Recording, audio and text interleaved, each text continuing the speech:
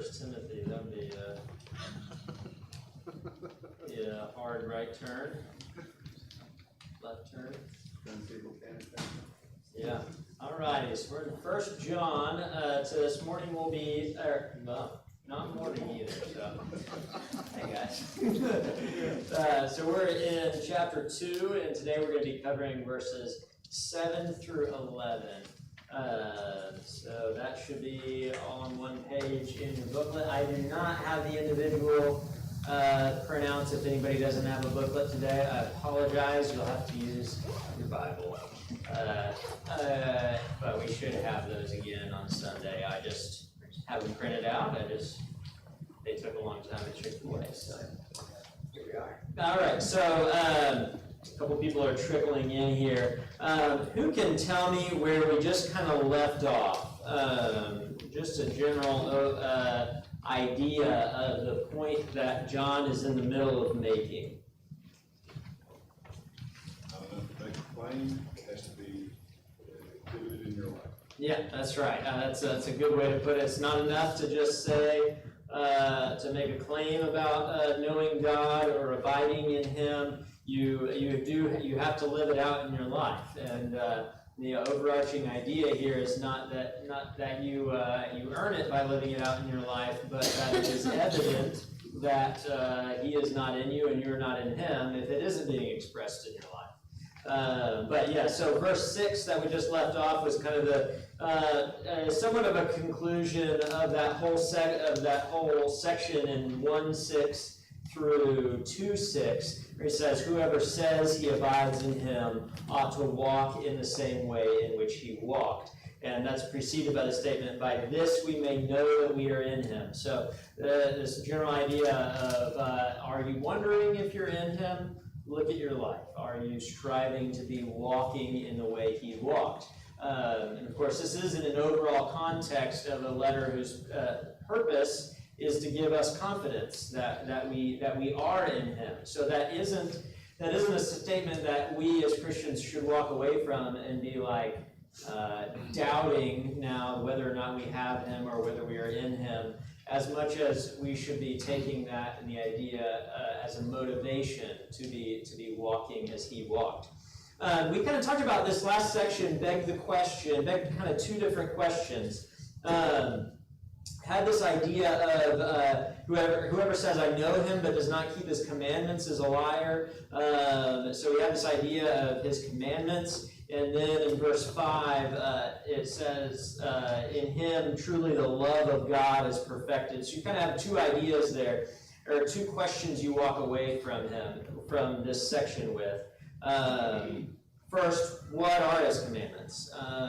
And that is something that could be a big question, but it probably has more specific meaning that we'll kind of learn about. And then, sorry, I got myself off, but then at the end there, whoever says he abides in Him ought to walk in the same way in which He walked. And so then the question is, how did He walk? Okay, so what are His commandments? If being in Him is intimately tied to keeping His commandments and walking in the way in which He walked, we need to figure out, okay, what are your commandments? And that brings us to, and how did He walk? So that brings us to verse 7 here. So I want to take about 5-ish minutes, and want you to read through 7 through 11, get it back fresh in your mind, see anything that you haven't noticed already that is interesting to you or question.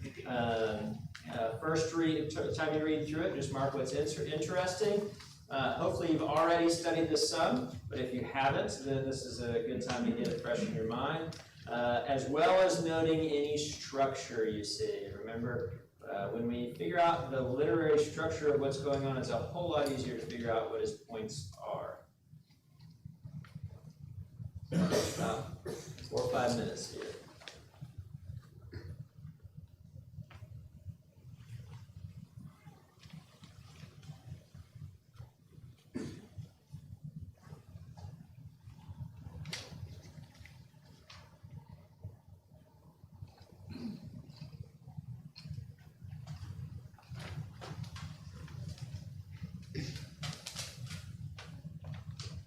Does anybody need a colored pencil?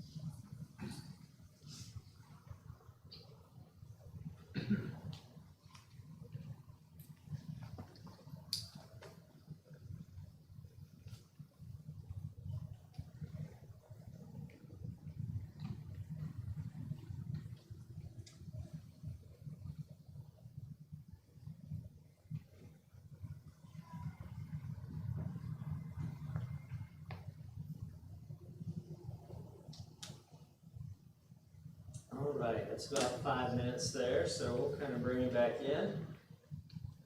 So, just to start out before we dig into anything more, what jumped out to you as interesting or meaningful or just thought was cool or question?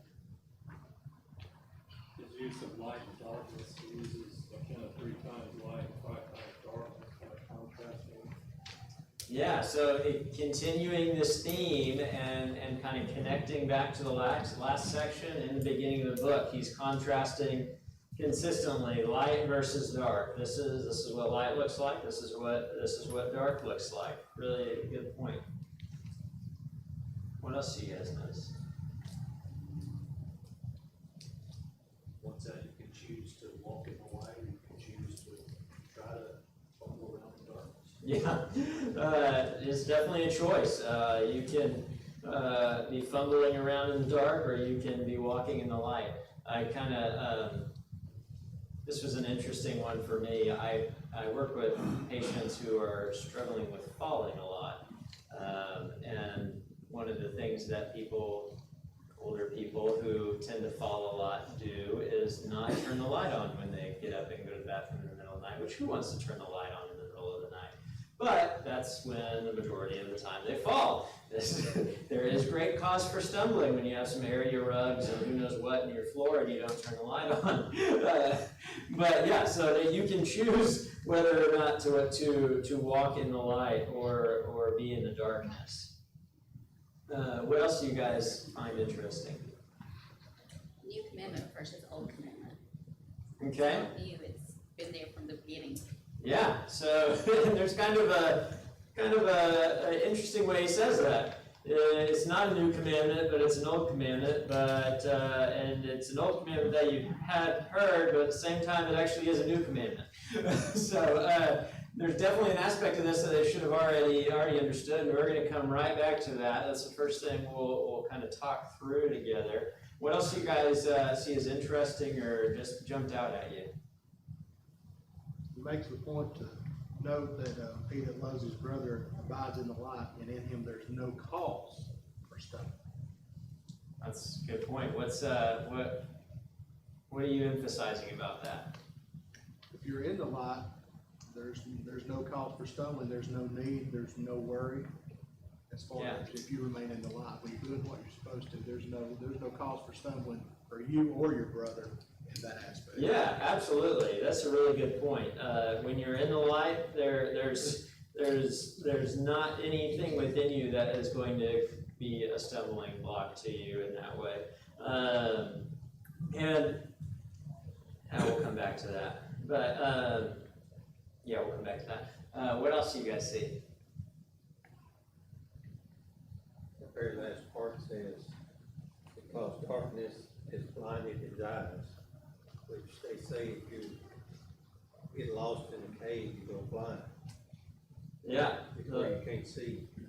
More and more you are in the darkness, the less and less you have the ability to see the light. I think that's part of the point there.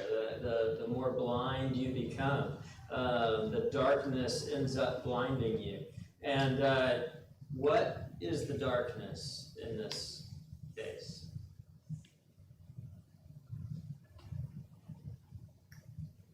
Sin. I think that's true, but really more specifically to the point he's making here. Not following God's commands. So I think that's also part of it. But what specifically does he say here? Hating your brother. Hating your brother. I think it's important to take note of what he says most specifically. It's obviously part of it, but here what he's qualifying is putting you in the darkness and making you walk in darkness and thus becoming blinded by the darkness is hating your brother. And we're gonna come back around to that because I think that's a revolutionary concept. We throw around the word hate and I do, and the world does, no problem. But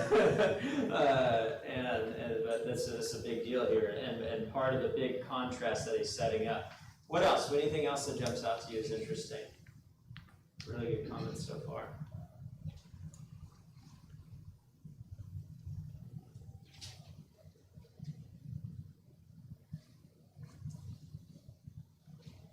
All right, well, let's dig into it then.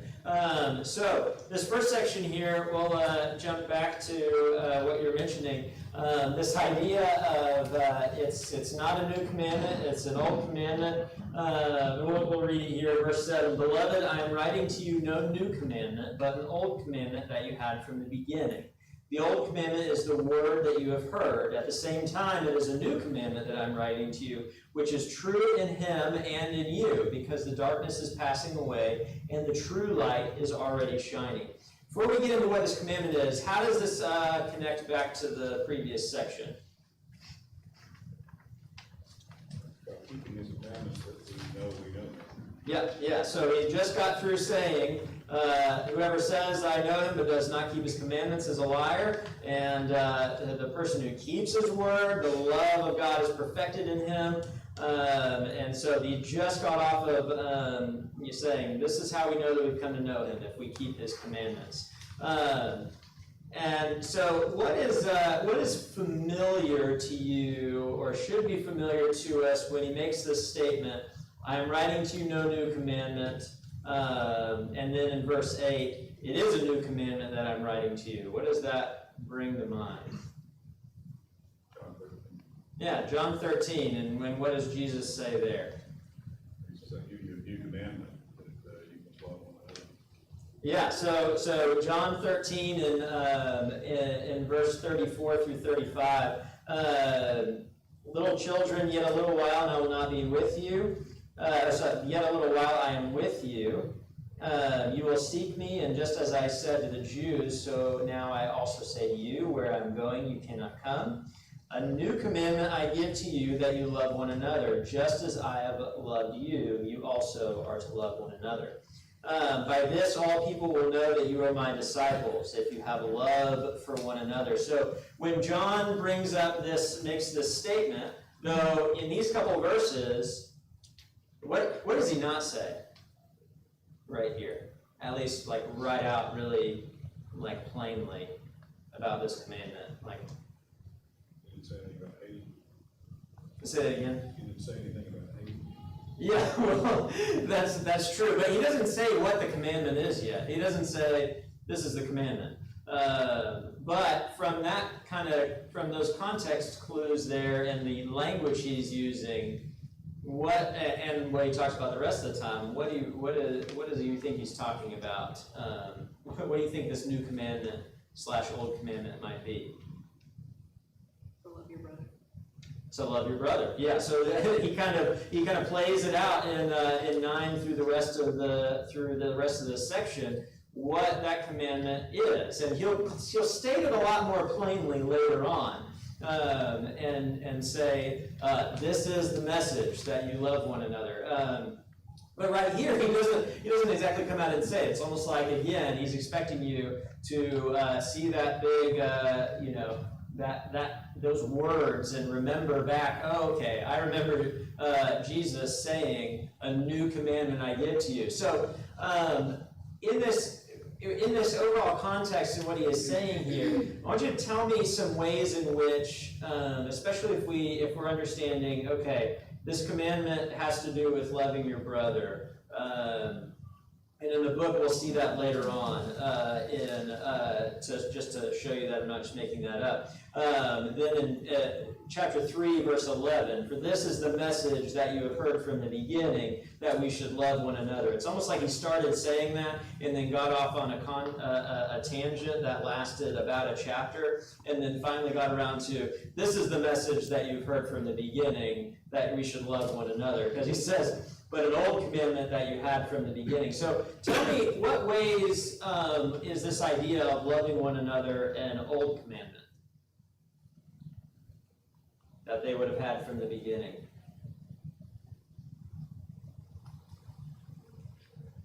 Well, it doesn't seem that beginning refers to creation. It doesn't even seem that it goes back to the law. It does seem to be tied directly back to Jesus.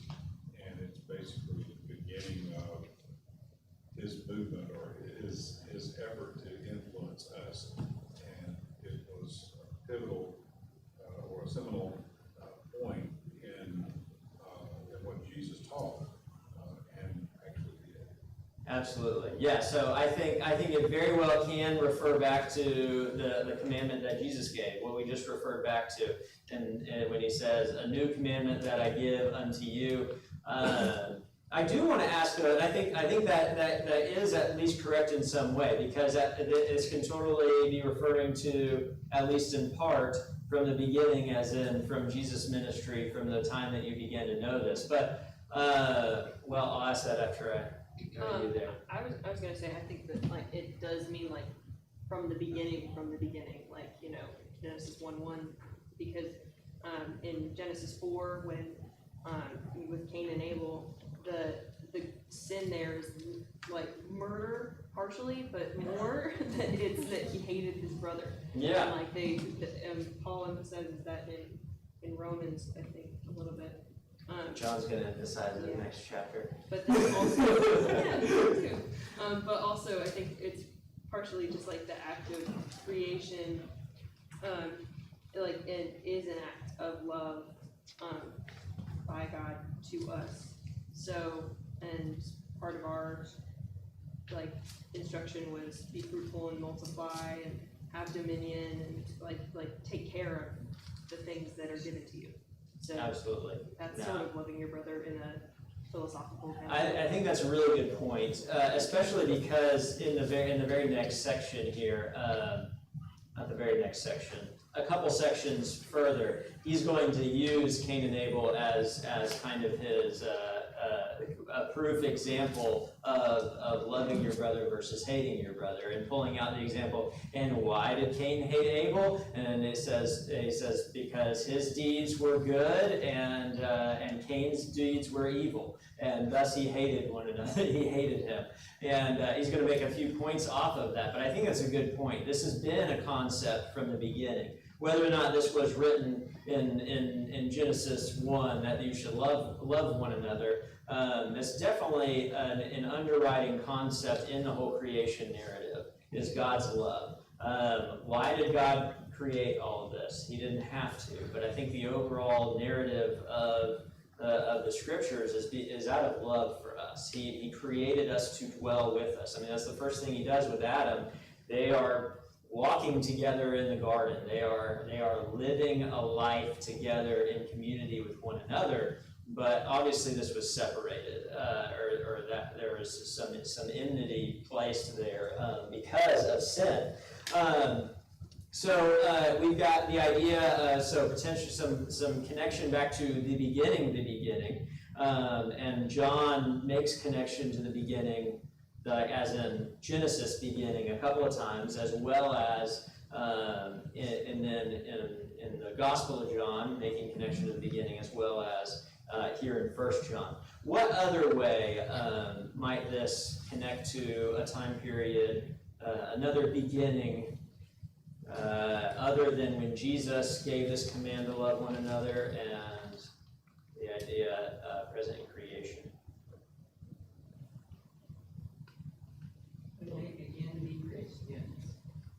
Okay, yeah, whoever he's talking to became a Christian, that should be a command that they have at that point in time. What did Jesus say when, I want to say it was two different times that it happened. When Jesus asked the rich young ruler what the commandments were, what did he say? I think it was the rich young ruler.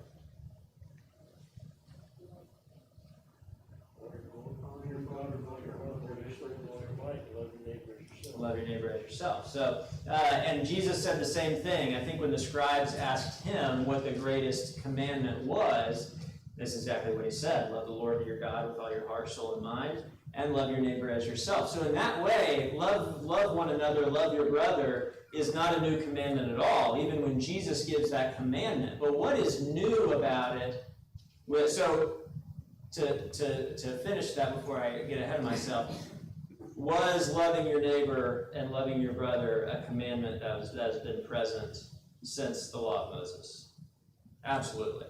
So I think that is and even Jesus says that is the underpinning idea. He even makes the statement, in this is the law and the prophets. You can summarize the law and the prophets with love God, love your brother, love one another. So I mean, what is new then about the commandment that Jesus gives when he says, a new commandment I give unto you?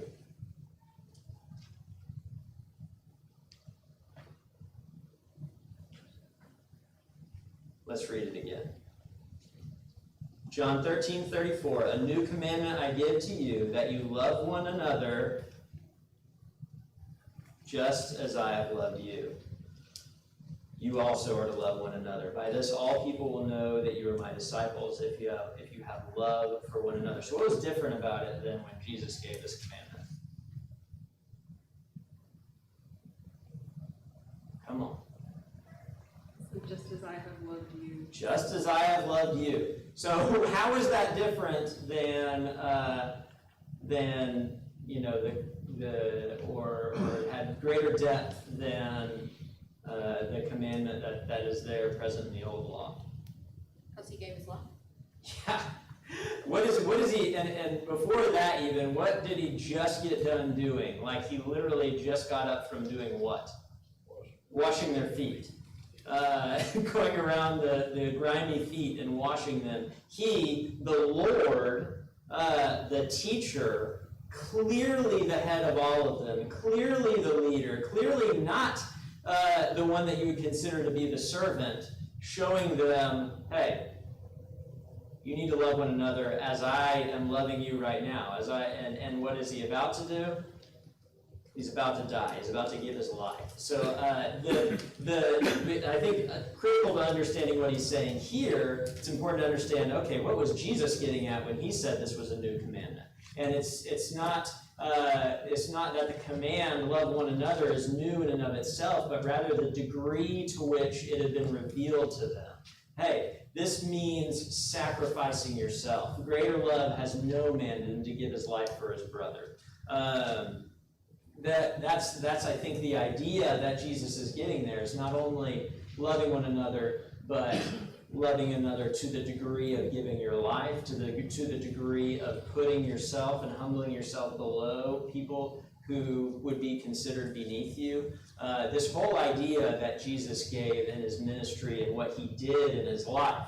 So then, that's I think how it's a new commandment at that time. And this statement right here, an old commandment, may be referring to that what Jesus said is already old in some way. or it may be referring even back further than that. But I kind of agree that there's some tie-in to each of these periods and commands, but that even the point he's making here is it's newer even now when he's writing this than it was when Jesus said it. Yeah, Josh. I think one of the other things that is different about this one too is that in the previous instances, you get this in the context of sacrifice or the altar, right? So like in Leviticus, you get this idea in 19:18, do not seek revenge or bear a grudge against anyone among your people, but love your neighbor as yourself.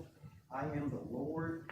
And this is in between these ideas of the heart that you bring with the sacrifice. Yeah. Right? And then when Jesus does the Sermon on the Mount, and he talks about the fulfillment of the law and this idea of murder, he talks about murder in the context of what your heart should look like when you go to the altar. Yeah, that's an excellent point. And so you kind of see the altar and the sacrifice being removed in this context, which is what everybody probably had in their minds. Is Yeah. how should my heart be in this occasion, in this scenario? Yeah, and I guess the point you're making then is that this is overarching, encompassing everything, not just whether or not you have hatred when you're bringing your sacrifice. So I think that's a good point, and I hadn't thought of it that way. That's really good. Thank you for bringing that out. And I hadn't even recognized it that when Jesus, even that's the same when Jesus makes that comment in the Sermon on the Mount. That's cool. Well, the layer onto what Josh was saying. Yeah. He's talking about keeping his commandments and being the way that you know him. And, we think of the things that we can enumerate that we're supposed to be doing, right? And if you were a Jew, it was offer this sacrifice on this day and attend this feast at this time, and all that. And what he's saying here is that it's beyond the things you do. It's what composes you. Do you have love for other people? Excellent point. Yeah. Interesting. Yeah, and that is the command, that you love one another. And I think, in the old law, if all that was said was love one another and love God, nobody would have been able to come up with the whole sacrificial system and all the ins and outs of the law.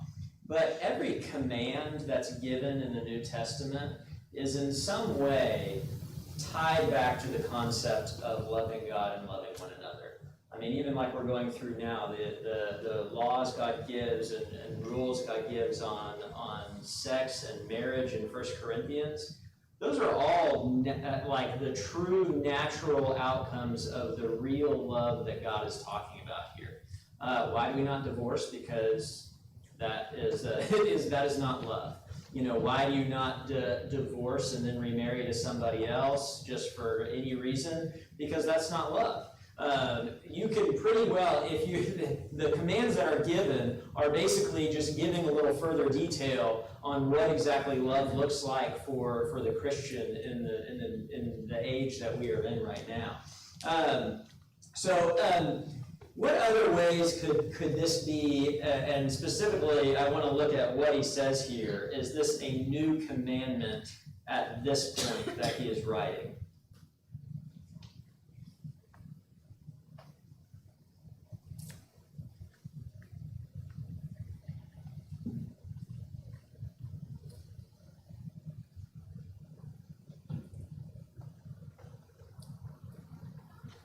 He lists two ways that it's. Well, it says it's in them as well because the darkness is passing and the light is shining. So you kind of said both of them. I want to camp out on the first one first. When Jesus said it, was it true in him? Yes.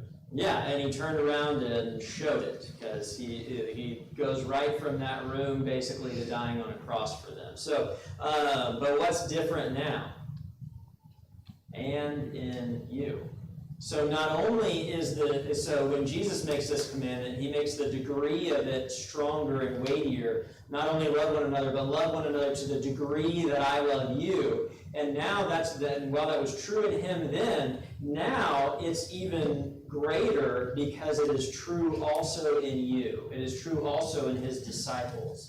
that love, that sacrificial love that Jesus displayed on the cross, that when he washed their feet, is now not only true in Jesus, but it is true in his disciples. And I think that's part of the degree he's saying is different now. Jesus has already died. When he said it before, he had not died yet. He had not shown them that. He had not given them that example. He had not given them the Spirit. And now that he has died, his disciples are now able for this commandment of loving one another to be true in them as well. They've seen it. They can know it. They can live in it and live that out in their lives. And then he makes this statement, because the darkness is passing away and the true light is already shining. What in the world does that mean?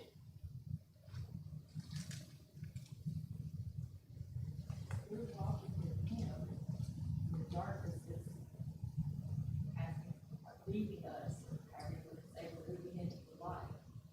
He is the true light. Yeah, absolutely. So from Jesus' death and resurrection, I think is the point at which the true light has been shining. I think that's the way to understand that, and I think you can disagree with me if you want on that. But so that's one way I think that's true. Within each of us, the true light is already shining, and as that is shining, as we are walking with him, as we are walking in the light, the darkness is passing away. Which is true in him and in you, because the darkness is passing away and the true light is already shining. How else might that potentially be understood? The old law is going to be replaced with a new law. Okay, so the old law has been fulfilled and done away with in a way. I think that's part of this overall picture. And some of this, I think, is important to understand how the Jews viewed time, like the ages, if you will. They really viewed it as you have this old age that they were living in, where the rule in general on the earth is sin and death, and that the Messiah is going to become. It's going to all be reversed in a moment in his life, and that then you have all of these blessings of the Messianic age coming all at once. I think that's a lot of the reason that they understood or misunderstood who the Messiah was and had such a struggle with that.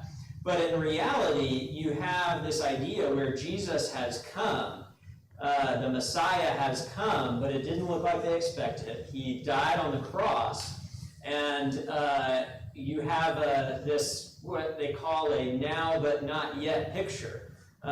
We have some of the blessings that is talked about, but we also don't have them. You have the Spirit, you have the Word, you have an understanding of Jesus and God that was not necessarily present before, but you don't have new heavens and new earth, and we're all in heaven, and there's no evil. So I think that's what he's getting at here. That Jesus died, when he died and displayed this love, that is the beginning of the age of darkness passing away, and that as the true light is shining, as the word of light and love is present and active in the world and in his disciples, and his kingdom grows, darkness is passing away. And the old rule of Satan in the world is passing away. And it goes along with this overall concept that he's been talking about so far, is you have an age of light and darkness overlapping here, and you can choose to walk in one or the other. So we have, I think that's what he's getting at here. Jesus has died and been resurrected and ascended and is ruling at this time in his kingdom, but darkness is still present. Sin and death are still present. The last enemy to be defeated is death, and that hasn't been defeated yet. We are still dying, but we have the ability to live in this true light that is already shining, that has been shining since he came, since the Messiah came and died and gave us this example that we may walk in it. That's at least my understanding of this, and if anybody, that may have been clear as mud, but that's the age that we're living in. What popped into my head is we're kind of in the sunrise age, okay? It's not completely dark anymore, but the sun isn't all the way up. It's kind of light, we can see more. The true light is already shining, but it's definitely not noon yet.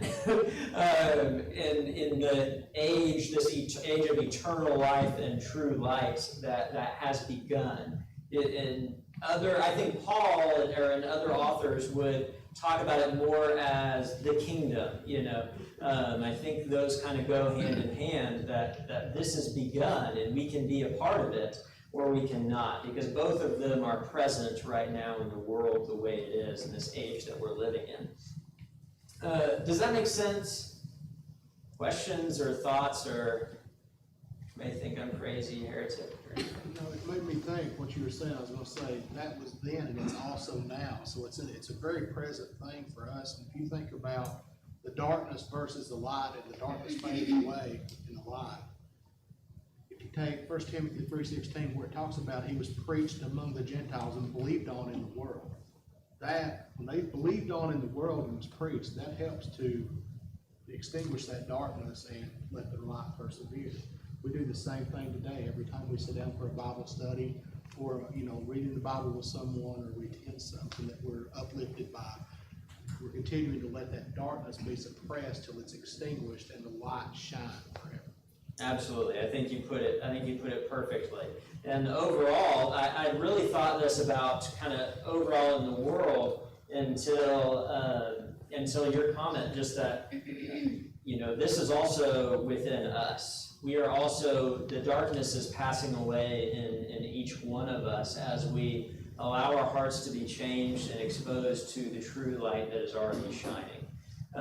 Really, really good comments there, and not an easy concept to really grasp. But I think that's a good way to see it. So moving on now, verse 9. What did you guys notice verse 9 through 11?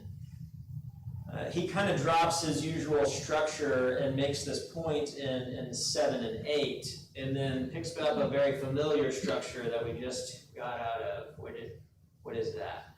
Whoever's. The whoever's, yeah. So we have 3 statements set off by a whoever. And a couple of them are really familiar and kind of expansions on previous ones, on the if we says as well as the whoever's of the previous section that we studied. So what's the first whoever?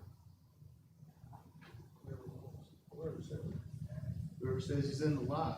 Yeah, whoever says he's in the light but hates his brother is still in the darkness. And I think it's really intentional. He's not changing subjects here. He's just picking up this exact same thing he has just said, understanding that he doesn't feel like he needs to say, by the way, this commandment is love one another. He picks up right and it says, whoever says he is in the light, back in 1:6, it says, if we say we have fellowship with him while we walk in darkness, we lie and don't practice the truth. Now, he's taking one step further. Whoever says, I am in the light, whoever says he's in the light but still hates his brother is still in darkness. What's the second whoever? His brother abides in the light. Now, so whoever, on contrast to that, whoever loves his brother does abide in the light. And then he tacks on an and to it. It takes a little bit further. Not only that, but in him there's no cause for stumbling. And then what's the third one? Whoever hates his brother is in darkness, walks in darkness. That's right. So he reiterates this idea in the third one. Whoever hates his brother is in the darkness. Not only is he in the darkness, but he walks in the darkness. He is staying in it. That is his mode. That is the path he is in. And then he adds on 2 things there. He walks in the darkness. He doesn't know where he's going because the darkness has blinded his eyes. So he's become blind. And I think it's so important to note that he is talking about hating your brother versus loving your brother here. And that being what has blinded the person that he's describing here. And this isn't to say that, other parts of the law or commandments or things like that are not important or something like that, because they are all tied up in this. But we almost,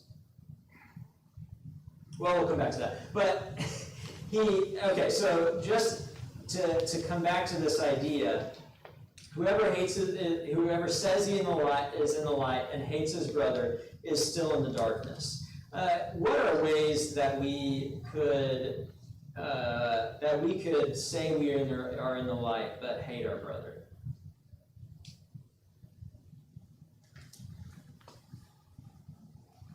Gossip.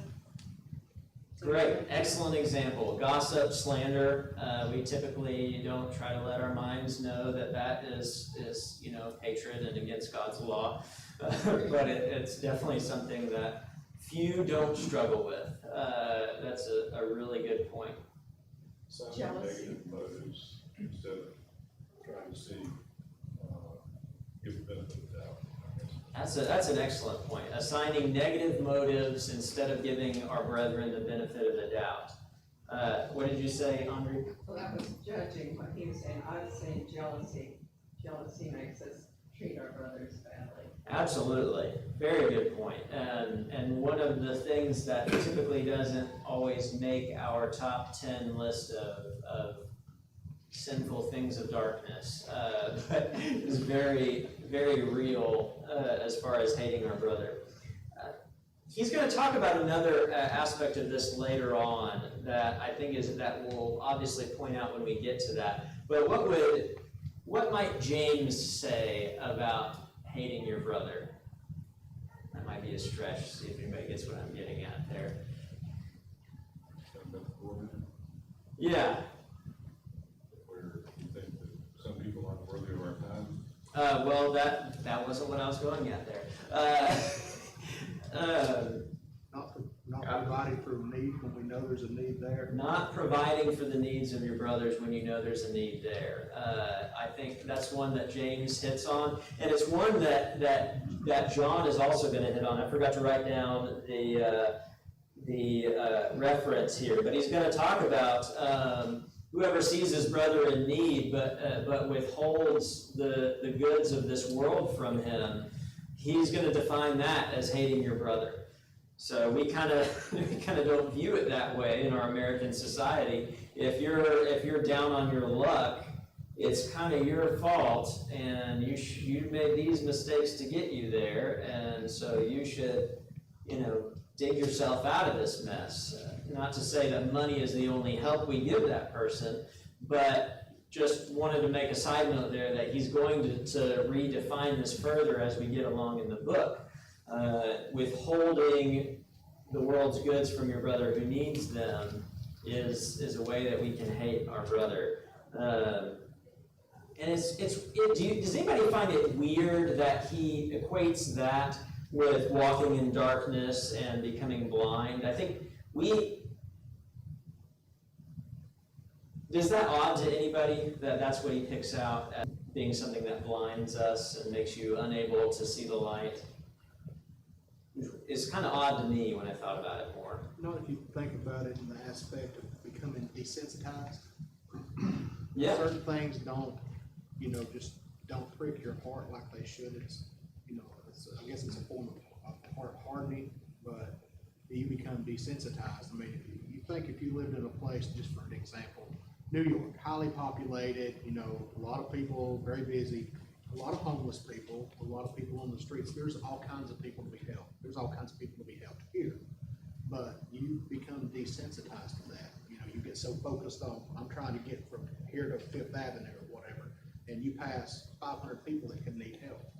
But absolutely. Just being bombarded with needs and becoming desensitized to it, and then you kind of turn a blind eye. It's easy to get done wrong when giving. There's a side effect of giving a lot. It's getting taken advantage of. And that's going to happen when we're people who give and take care of other people. But that's a good point. Yeah. Well, what causes a lot of hate is because of anger, and we're warned not to. We need to be careful about our anger. We get in anger with people, so when we get angry, we don't think right. We make judgments and say things that are just not right to do. Absolutely, I think that's a good point. Hatred is often fueled by anger in some way, and that's something that we absolutely have to be careful of. I think generally when I think about what kind of desensitizes you, I think of the beginning of Romans. They gave up, natural relations for that's unnatural, and so he gave them up to a debased mindset. When I think about what desensitizes you to a concept of right and wrong, I typically think about more of that kind of a picture. Somebody's living in overt sin, in sexual sin and homosexuality, and going down and down the spiral of very obvious evil, and ending up being completely desensitized and we might say too far gone. But here, he talks about hating your brother. And I think that it just impacts me, because I think it's easier for us to do that and be sitting in the pew every Sunday, being a part of our local church, but not allowing the love of Christ to be the rule of our life. And even thinking about the church less of the body that God has given us and our brothers and sisters, and thinking about it as an organization rather than the body that's supposed to be living this out in so many different ways. So I think it's just it was really impactful to me that he makes this point here, because I think if you're like me at all, you usually assign that idea to things that we would consider much more heinous than not being generous to your brother who asks of you, which is going to be part of how he defines this later on. But anyway, I think Johnny hit the nail on the head. You stop loving your brother, you become desensitized to the need, the soft heart that you need to have toward your brothers and sisters, and I think that's a big part of what he's getting at here. Anyway, we're out of time there. We're going to be continuing this section, or this next section, in 2:12 through 17 next week, or on Wednesday or Sunday, and I hope to see you there. Look forward to studying that. If you've gotten out of a habit already, which is totally fine, that's life, of reading through this and marking it up a little bit, I guarantee you'll get more out of class and give more to everybody else if you take some time to do that. See you guys Sunday.